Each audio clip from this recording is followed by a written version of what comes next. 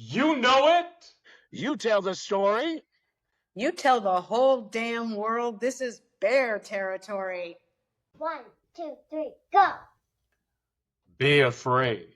Be very afraid. Because today, Ahmad and I bring you our episode with a legendary princess of darkness, Amy Trask, the first woman to ever be the CEO of an NFL franchise. And she happens to be a very proud golden bear who loves the University of California. And wait, was she rocking beast mode attire during that opening? Yes, she was. Welcome to Tell the Whole Damn World. We're the podcast that celebrates all things Cal. If you're like us and are unabashedly and unapologetically all about Cal, also known as UC Berkeley, you've found the right place. We hope to make you feel more connected to this wonderful university that has given all of us so much. It's Monday, June 23rd, 2025. I'm your host, Reza Serafinejad. Cal football recruiting has jumped into the top 10, and it's another great day to be a Bear. Thanks so much for joining us. Have you ever wondered what it means to be a Trailblazer? Well, we're going to spend time today talking to a Cal grad who is the definition of a true Trailblazer. Amy Trask is the first woman to ever be named the CEO of an NFL team, the Oakland Raiders. You're going to love hearing her stories about her time at Cal, what she really feels about the other schools that blew up the Pac-12, Marshawn Lynch, how another Cal grad gave her her nickname, and her thoughts on how to be successful in whatever career path you choose to follow. Before we get to the interview, I want to express how much we appreciate all of you out there listening and watching. Remember that we post all of these episodes on YouTube, so if you need a break from all the bad news going on around the world these days, make a little time to watch us. We promise we'll always do our best to put a smile on your face and help you come away feeling good about your connection to the greatest university on the planet. And hey, I know we all lead busy lives, but we really could use more help growing this podcast. I want to encourage all of you to tell your Cal friends about us. Share tellthewholedamnworld.com on your social media. Speaking on behalf of all of us here, including Ahmad and Leslie, thank you so much for listening and watching. We appreciate you more than you know. Okay, give me just a moment and I'll be right back with my co-host, Ahmad Anderson, the man who created Bear Territory, and together we'll try our best to not run in fear of Amy Trask, the very intimidating and frightening Princess of Darkness.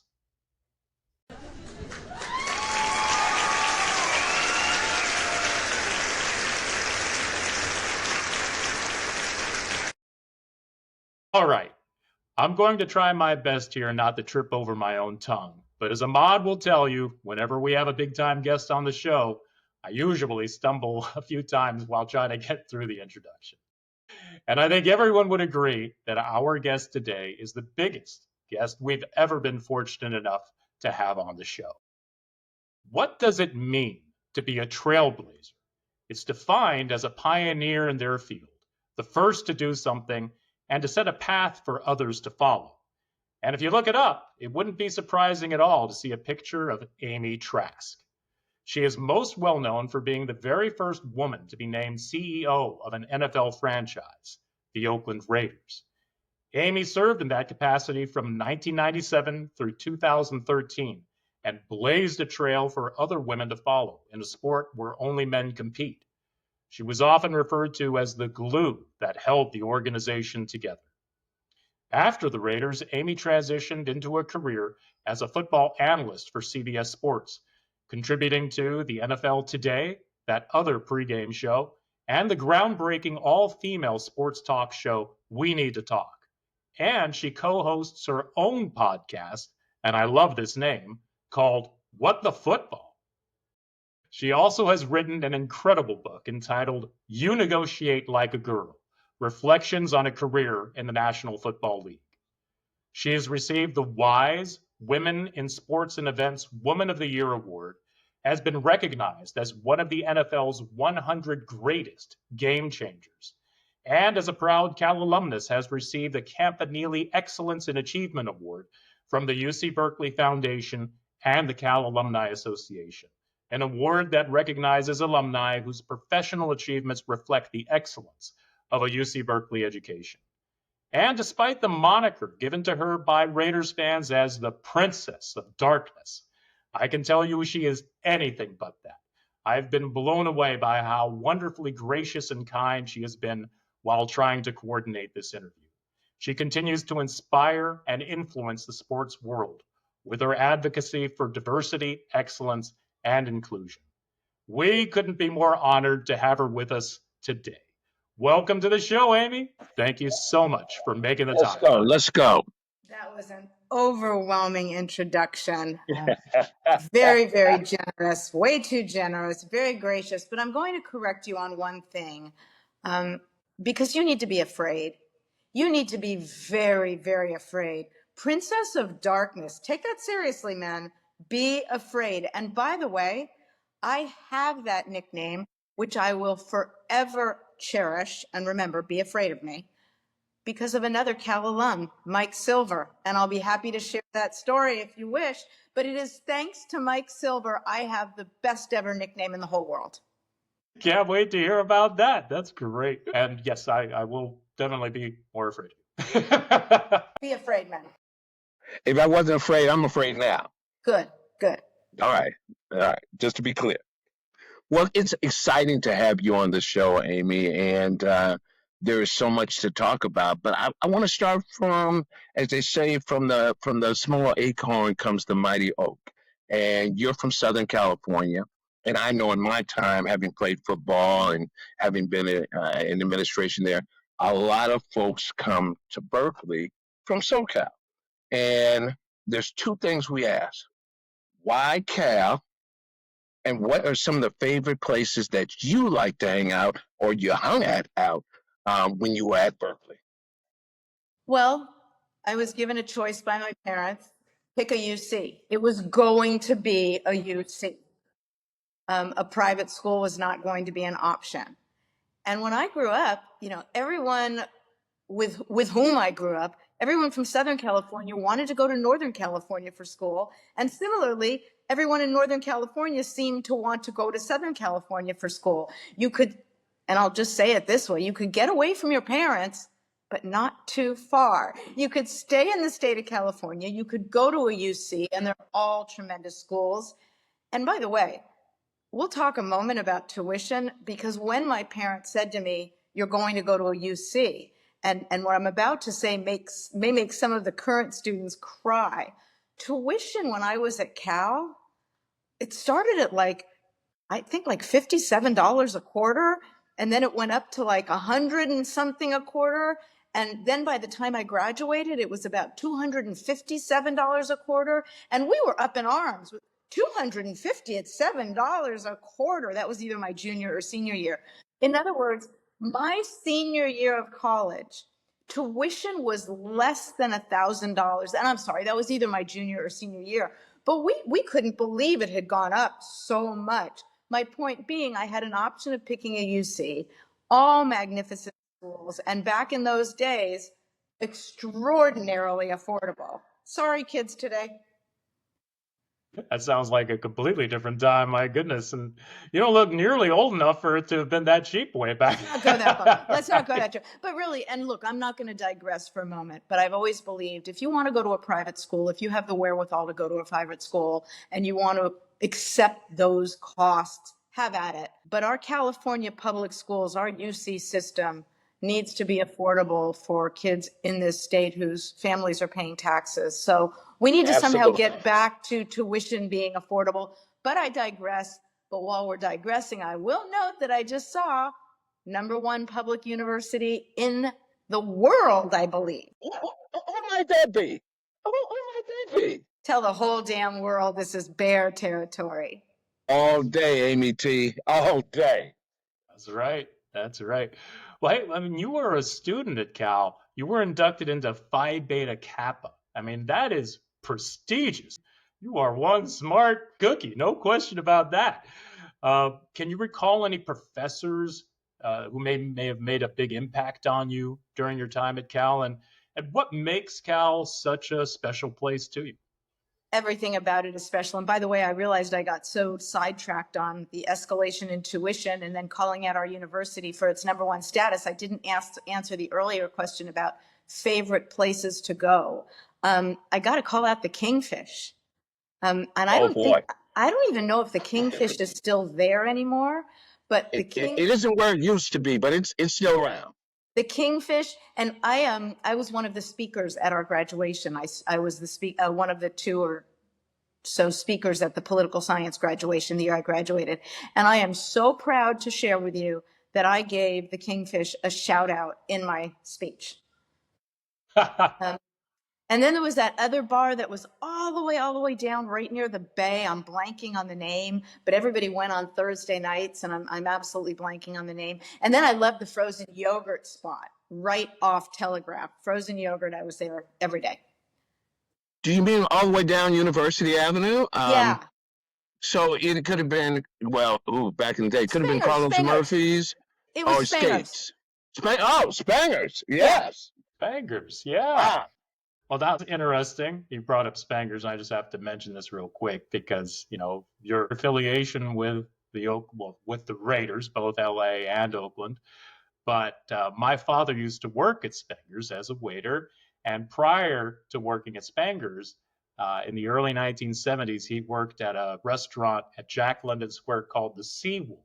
And he would come back home and tell me as a young boy all these stories about how the Oakland Raiders came in to have dinner and how he would serve John Matuzak and Cliff Branch and Lester Hayes and Kenny Stabler and Dave Casper and all those guys. And so I grew up worshiping the Oakland Raiders. Wow. So, and I will say the joke about Spangers when we were in college, and if you're still there, Spangers, and this upsets you, I'm sorry, but it was a long time ago.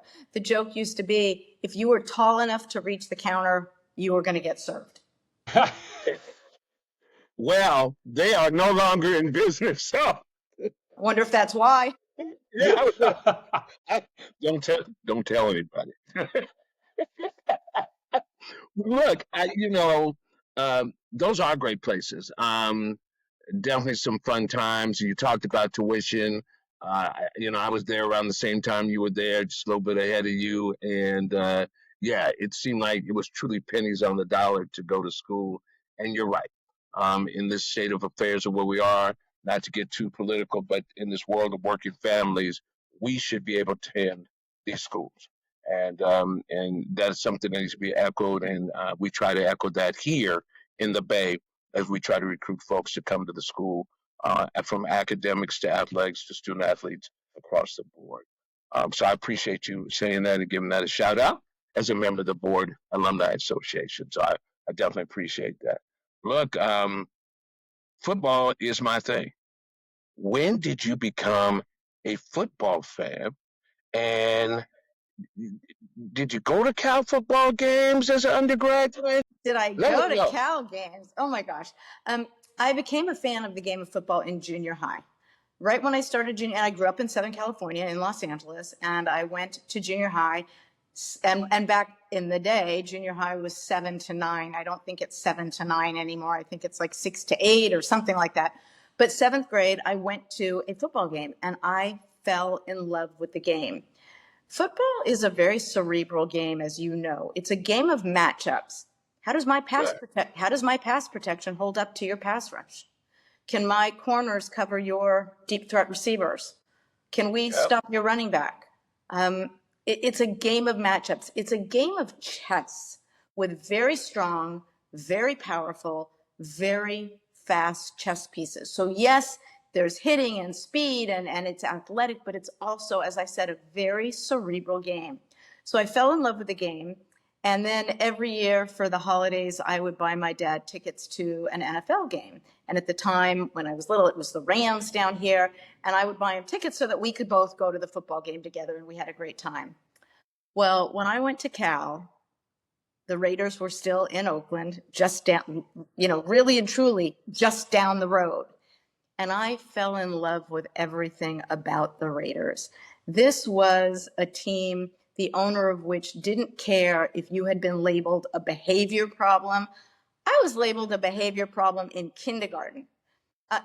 Doesn't follow direction, doesn't pay attention, talks back, doesn't listen, behavior problem. Every report card, behavior problem, behavior problem.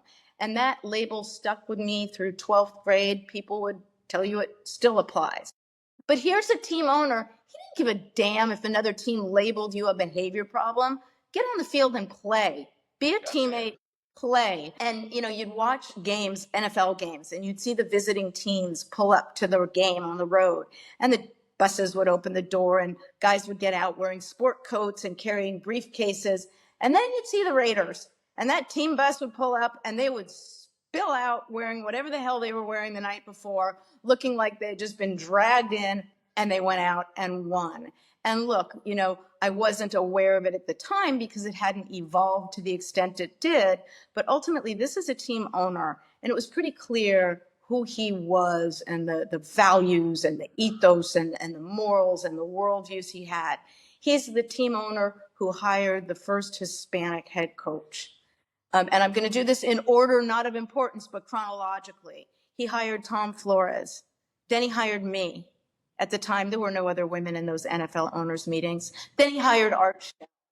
This is a man who didn't care about your race or your gender or your ethnicity or any other individuality, which has no bearing whatsoever on whether you can do a job. It just was the team for me. And so I fell in love with the Raiders when I was at Cal. I'll tell you a real quick story. Always been a Raider fan. Being born in Richmond, California, that's all we knew. Even from Elysian Field, the whole 9 yards. Being a defensive back, greatest defensive backfields in the world ever, and had a chance to be coached by Willie Brown when Joe Cap came to Cal. Wow. Freddie B showed up, and so those were some great times. But that's a great story of how you got into the game. And you're right, just win, and that's 100% what it's about. Love and you mentioned defensive backfield. From the time I started my career, one of the things Al said to me regularly, he said this to me early in my career and throughout my career: kid, never leave a team without corners. That's it. And I like defense. Everybody thinks, NFL fans, they like offense. They like high-scoring games. I like defense. I like low-scoring games. We won a game once, 7-6. I loved it. And I used Shut to it say, down, baby. Shut it when down. I would walk into Al's office to get him to sign a document, or because I wanted to talk to him about something, or we needed to meet, and we'd be watching. He'd have on back then it was, I was even not, I'm not old enough that it was film. It was video. Now it's not even video. But he was watching video of practice or of the game the week before. And I would occasionally, maybe more than occasionally, say to him, if I was defensive coordinator, an immediate reaction: you're not. You're not. Shut it down. Send them all. Rush everyone. That's pretty good. That's great. Well, Al Davis, certainly was one of a kind. I'm sure you must have some other really good stories that you could share about Al. Could you share some other stories that you may fondly remember of Al Davis? Because I'm going to jump around a little bit, I guess, with the questions, but that's what you do in a conversation. You jump around. Exactly. Totally. If you count my internship, I was with the Raiders almost 30 years. So many stories. Boy. Yeah, you were basically his most trusted advisor. You turned into that over time, right? Well, that wouldn't be for me to say. That would have been for him to. That was something for him to say. I don't ever speak for him. A special story to me is we won a game, just sort of last minute, pulled it out, from our sleeve, just won it. It was so exciting. It came down to the last minute and everybody was going crazy. And by the way, do you guys mind? I'll be quoting. So is it okay with you if I swear on the podcast? Oh, absolutely. Okay. Yes. It'll only be a quote. That wouldn't be football. That wouldn't be football. So always right before the end of the game, I had a lot of responsibilities after the game. So I had already headed down and I was at the field level or, in the tunnel on the way to the locker room. The game ended, we won. And my husband, who'd been sitting upstairs and was watching the game, found that he was getting in the elevator at the same time as Al. And so the game was so exciting. And my husband looked at Al and said, "Congratulations." And Al's response was, "Oh, fuck, you're part of this." And that was his way of saying, you hear it was his way of letting my husband know, you're part of who we are. You don't have to congratulate me. This is as much Yeah, your win as it that's right. melted. When my husband shared that with me, it melted my heart. And then I'll tell you sort of another story, and this is on a funnier level. We had a meeting at our offices, and I brought into the offices for that meeting a business with whom I wanted us to engage in business. I wanted them as a sponsor, an advertiser, a business partner. So I asked Al, will you step into the room and, at least participate for a little bit of time, meet them, greet them, and he did.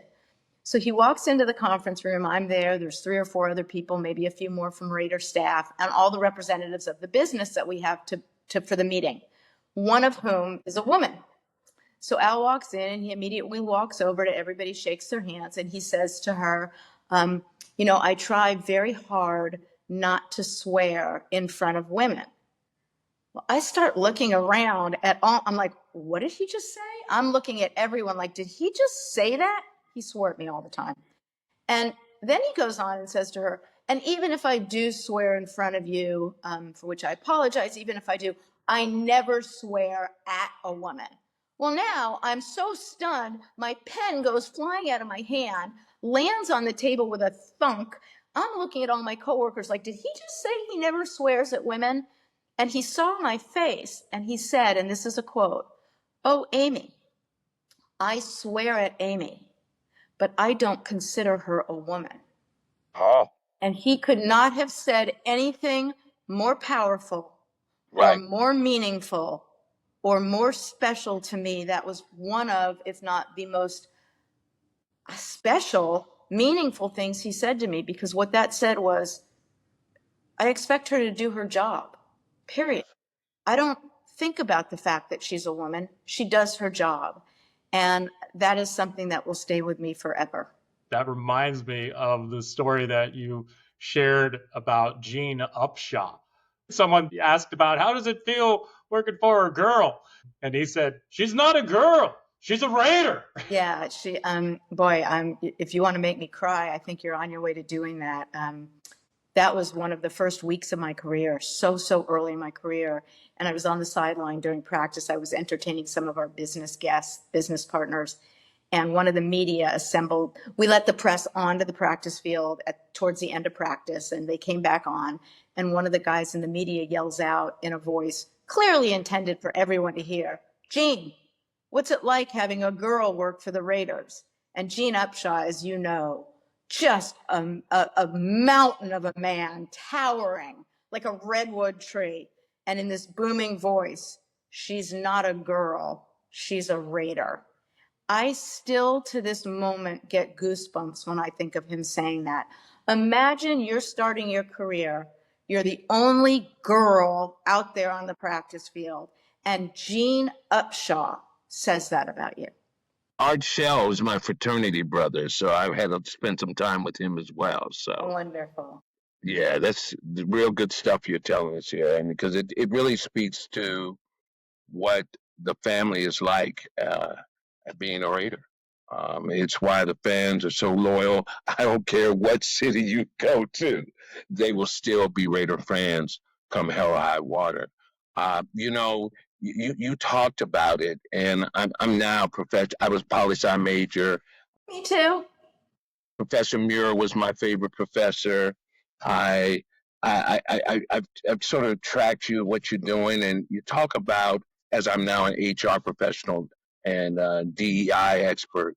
You talk about being a woman in this world, but you don't talk about being a woman. You talk about what leadership's like, what professionalism's like, what it means about your integrity and holding the line, and folks respect that. And it's not whether you wear a skirt or pair of pants, it's how you deliver on that value promise. And I think something says a lot about you in your first steps in picking up the phone and calling the Raiders and saying, "What you got for me? What you got for me?" And then letting it go from there. For those of us who are out there in that world who are speaking to young folks every day, when internships are very rare, but they're a great stepping stone, what would you say to people out there, the college students, the bears in bear territory, looking for that next job and opportunity? If there is something that you want to do, particularly in an industry where jobs are very, very, very few and far between, get your foot in the door however you can. Get your foot in the door however you can, and then work and work as hard as you can. Work as hard as you can, and when you don't think you can work any harder, find a way to work harder, because hard work really matters. You know, people say to me, well, you know, it's not about working hard, it's about working smart. First of all, I don't even know what the hell that means, because who's going to work dumb? I mean, it's, you know, of course you want to work smart. You don't want to work dumb, but you also need to work hard. When I became an intern, I was the first one there in the morning. I got there at the same time they opened that building. And when I say first, I mean once that building was unlocked, I was there with the first to arrive. And I didn't leave until the people to whom I reported left. And when I finished whatever I was assigned, in other words, my primary responsibility, I walked around and I said, who can I help? And I did this until the day I resigned. So even after I became the CEO, if I had a few minutes, I would walk down to the ticket office. And if they were really busy answering phones, I'd sit down and I'd answer phones. Or I would go to the community relations department, and if they were packing gift bags for an event and I had the time, I'd pack the gift bags. Work hard.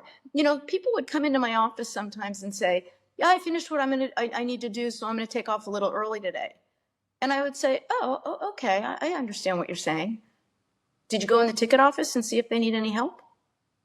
Did you check with the community relations department and see if they need any help? Because I've never understood why people will say of sports, wow, you know, that guard saw the tackle was having trouble and he didn't even slide over and help. Wow, that safety knew that corner couldn't keep up and he didn't even cut across that field to help. Well, you know what? The same applies in business. Why do you expect teammates on the field to help one another if you're not helping your teammates in the front office? Well said. My goodness. I mean, that speaks volumes about you as a person, right? I mean, that's such a great perspective. That's the way it should be.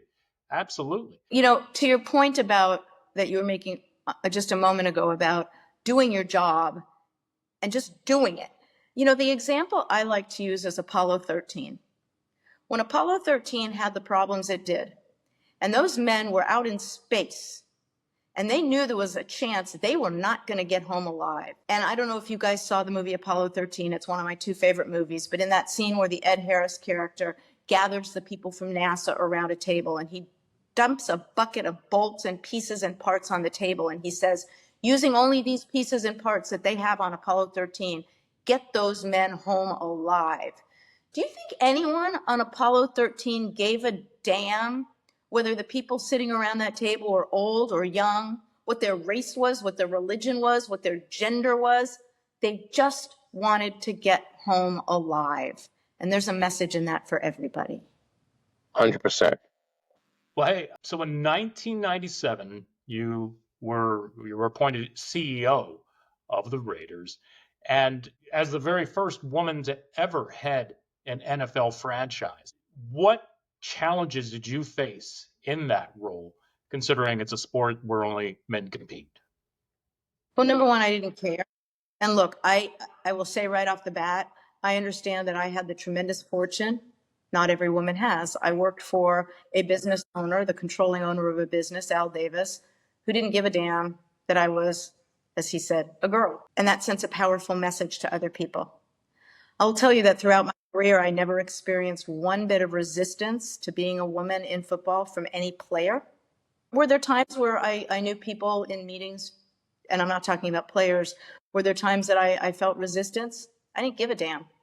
Listen, if I want to walk into a room, a meeting room, a locker room, a meeting with bankers, with municipal leaders, with team owners, with other NFL owners, with other executives, and I don't want anyone thinking about the fact that I'm a woman, then why am I going to waste my time thinking about the fact that I'm a woman? I'm not going to waste my time. If you want to waste your time worrying about it, have at it. Waste your time. I'm not wasting my time. I'm doing my job. Absolutely. You got to keep it real to keep it right, and that's keeping it real. Well, I wanted to back up a little bit because you kind of teased us at the beginning about how you got the nickname, the Princess of Darkness. And I guess it has something to do with Mike Silver. And just as an aside, I don't think anyone really knows this, but it wasn't until we posted on Twitter a clip of Mike Silver's episode with us. And you chimed in and commented on it and was like, oh my God, like my eyes just lit up. I'm like, Amy Trask, the Amy Trask commented on this. And you were so gracious and kind and communicating. And that's how we ended up, coordinating to get you on the show. But can you tell us a little bit about your relationship with Mike Silver? And by the way, I'd been looking at your stuff before that, but yes, you're absolutely right. The Mike Silver piece was the first time I chimed in.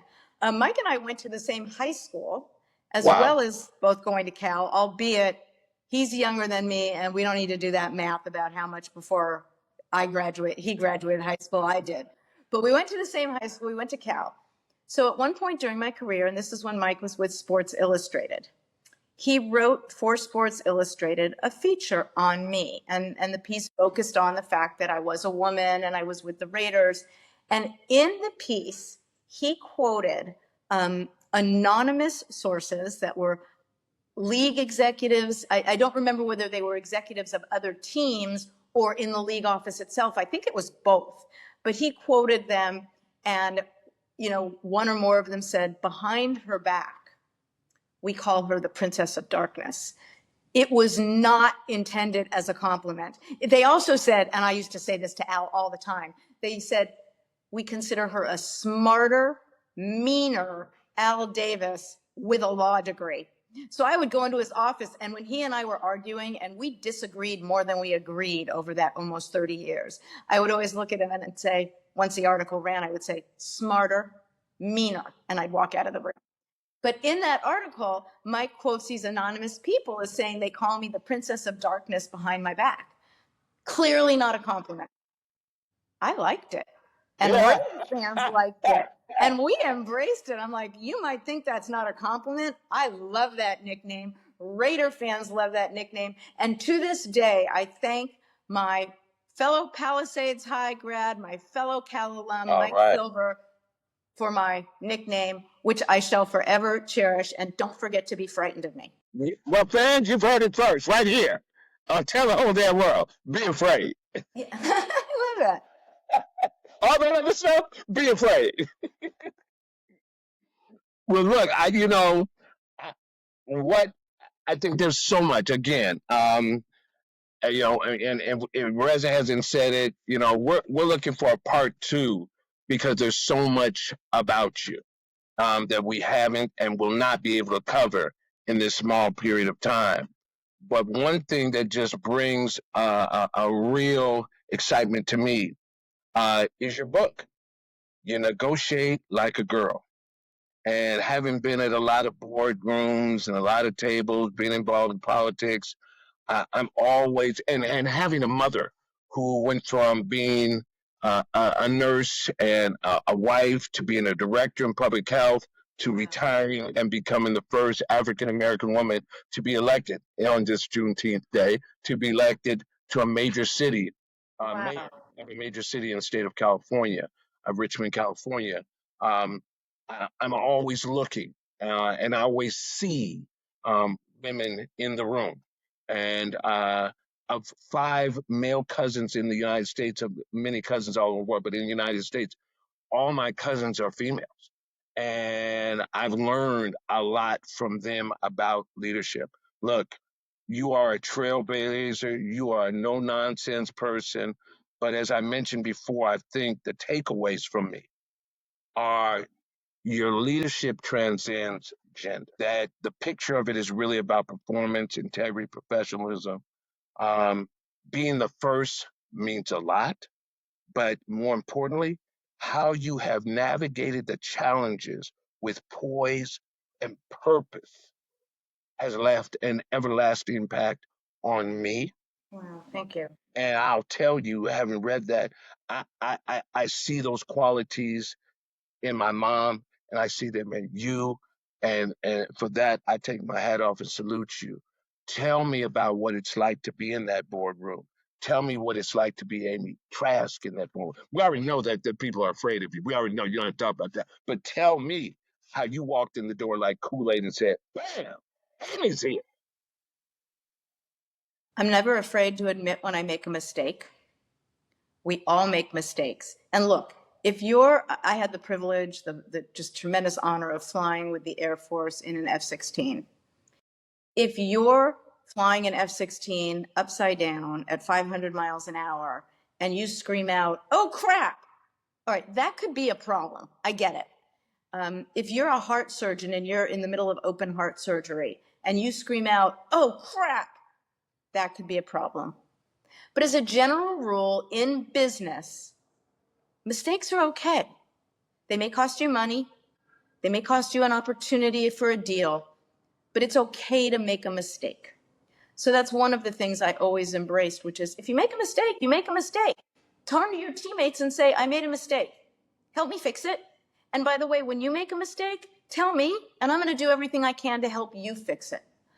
And I guess I should back up and say the best advice I ever have received in my whole life was from my mom. And she told me when I was like this big, "To thine own self be true." And as moms can do, she told me that over and over and over again to the point where when she'd say it, I would just roll my eyes as girls can do. And since we're talking about our alma mater, Cal, I will admit somewhat shamefully or ashamedly that it wasn't until I was at Berkeley that I learned that that was a Shakespeare quote, that my mom was quoting Shakespeare. I thought she made it up.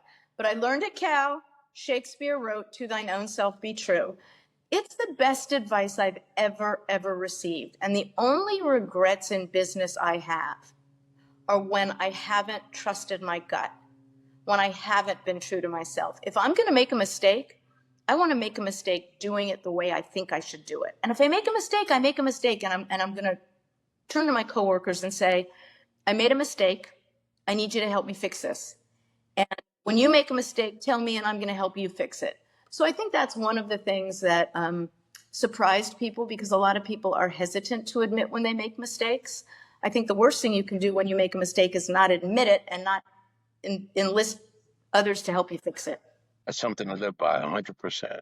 Well, Amy, I know you are following what's going on with the Cal football program, and with the potential for another big shift in conference realignment looming in the next several years, it's pretty clear that we need to just win, baby. How closely have you been following all of the changes that have been going on with the Cal football program over the last few months? Somewhat. More than somewhat. I'm not in the weeds, as people would say. I love the addition of Ron Rivera. I think adding Ron Rivera to the program is tremendous. And by the way, Stephanie Rivera brings a tremendous amount to the program as well. Absolutely. I think those are huge additions. I'm going to give some love to Stanford. When the Pac-12 exploded, and dear Pac-12 teams that ditched us, I hate you. When the Pac-12 exploded, Okay.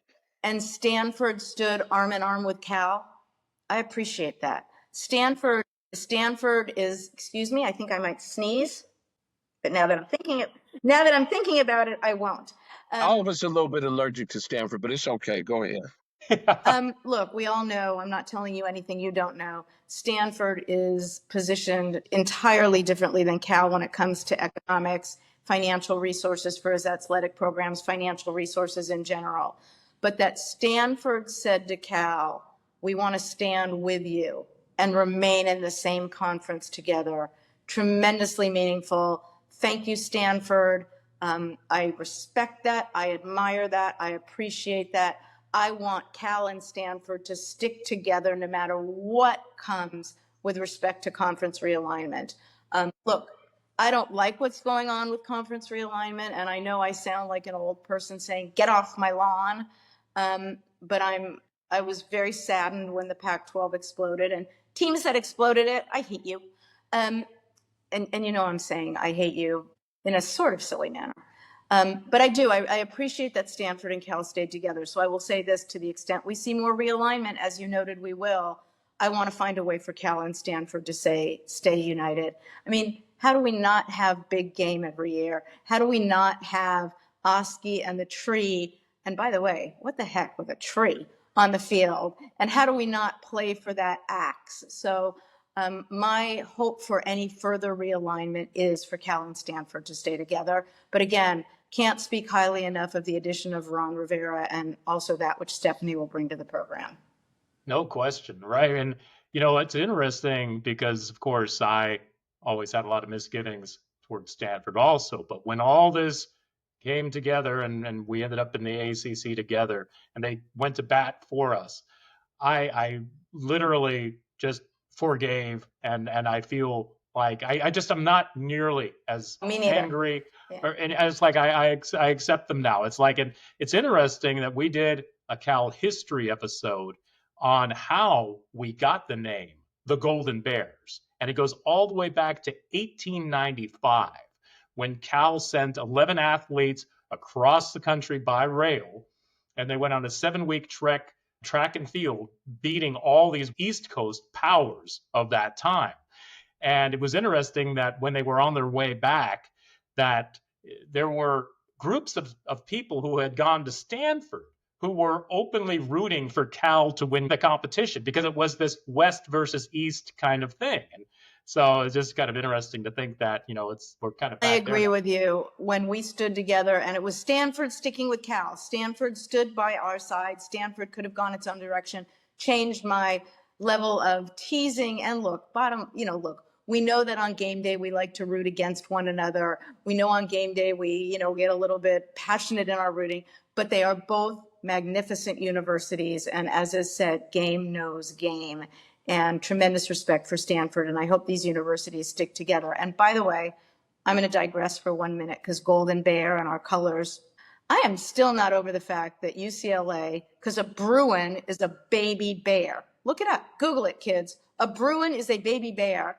They took our colors, although baby blue and light yellow, because they're a baby bear. And then they took one of our fight songs. I mean, you know what? And now they're not even in our conference. And by the way, I also thought ACC should be renamed either All Coast Conference or Across the Country Conference, because it's not just the Atlantic Coast anymore.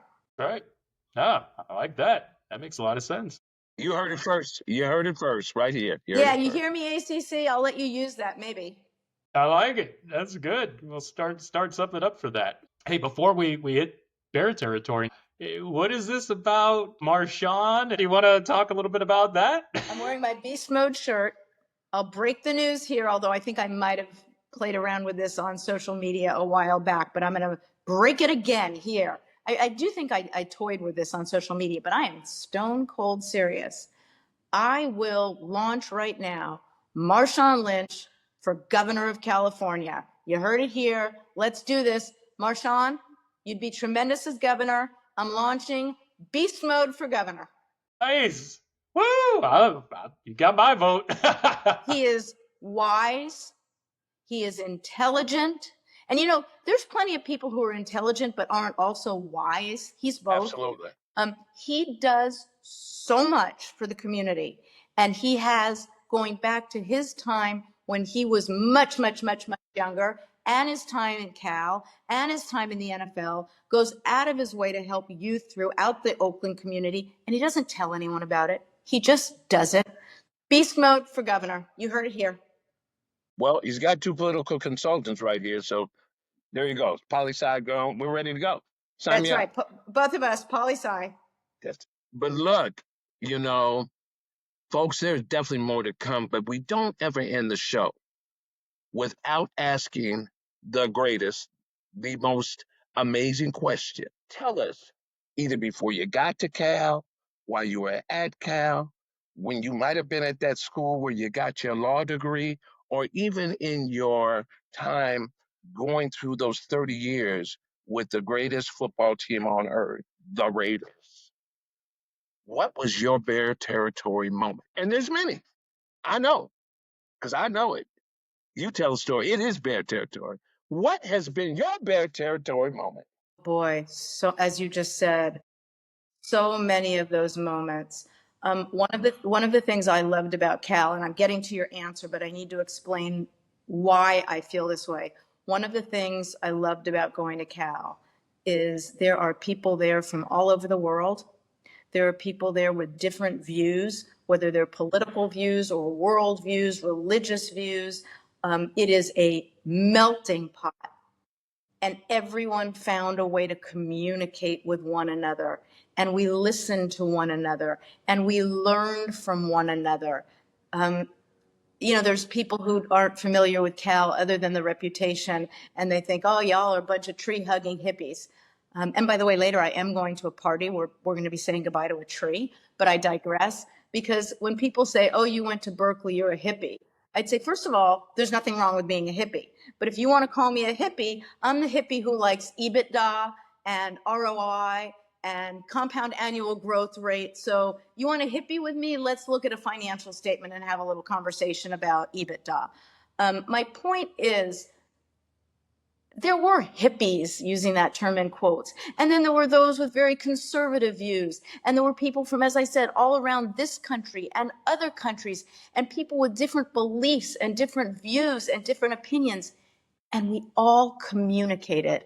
And my God, the world needs that right now. So anytime I'm talking to people about the importance of civil discourse and exchanging thoughts in a reasoned and reasonable manner, and disagreeing passionately, yet doing so agreeably, I think of my years at Cal. Look, we can all disagree with one another. We can be passionate about our disagreement, but we don't need to be mean. We don't need to be nasty. We can disagree substantively without being jerks.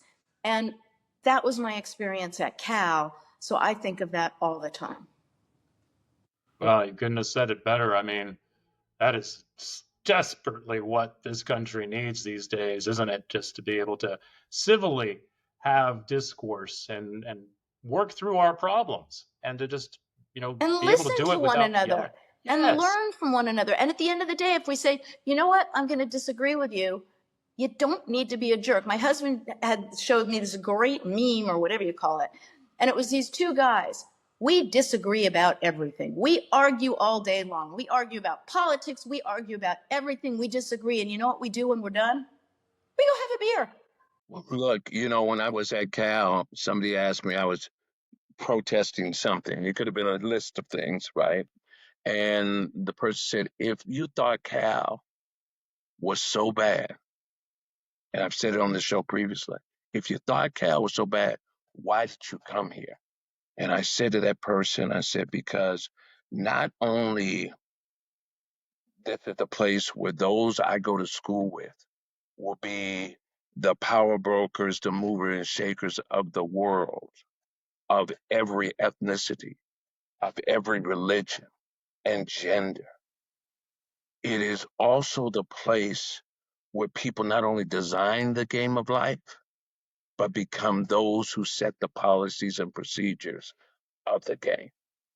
And with that, you learn how to be able to not only negotiate, navigate, but respect one another and your differences, and find that way to find yourself. If you're this high and you can reach the bar, you can have a beer. Love that. Love that. Hey, Amy, we know there's so much more that we could talk to you about. You are This is just it's so much such a fun fun. conversation. Yeah. I could not have loved this conversation any more than I love this conversation. You are amazing, and still very frightening. So don't get me Yeah, wrong. I'm still frightened, but we would love to have a continuation of this conversation because there's a lot more to talk about. I have a 6.5-year-old daughter, and I look at you and your passion for sports and diversity and inclusion and excellence and everything you do, and I just she's heard me talk about you all week leading up to this, and Well, so I was hoping she'd pop on and say hi to us. I know, but she's not here right now, unfortunately. But Well, would love to again. I can speak from personal experience. I tried my father's patience, as I'm sure she's trying yours. But I also know that the difference a father can make in a life. That's right. And you'll do that for her. And at some point, you'll look back at the fact that she may be driving you nuts now and realize, you know what, that was okay. She's got a lot of you in her. We call her our executive producer. So Love yeah. that. Yeah. Love that. Well, I hope, you know what, when we get back together to do another part of this, I hope to meet your executive producer.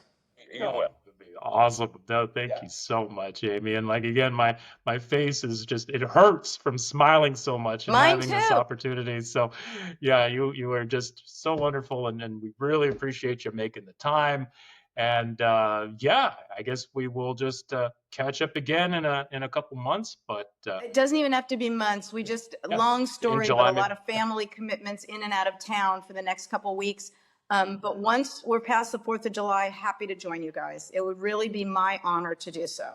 Well, we're looking forward to having you back again, Amy. And thank you very much. And peace and blessings and safety on your travels. And you're never getting rid of me now. You're now like, you're my best friends now. So you're never getting rid of me. awesome. All right. Well, hey, we'll go Bears. Go Bears. Bears. Thank you. Bye, guys. I have to admit, it may not have been obvious while talking with Amy, but I'm still trembling a bit in fear. What an absolutely awesome guest. So much fun. We can't wait to bring you part 2 with her when we find the time in July. This podcast is entirely a labor of love and a reflection of how much we love our university. Please help us grow this podcast by telling the whole damn world about us. Share us with all your Cal friends. Simply share tellthewholedamnworld.com on the social media platform of your choice. You could also follow us on X, better known as Twitter, at Win4Cal. That's Win, the number 4, Cal. And a reminder that we're releasing 1 episode per week. So please be sure to join us again next Monday when Leslie and I will bring you a special Cal history episode. This time, it's all about the very beginning of UC Berkeley and the founding president of the University of California, a man born in 1802 named Henry Durant.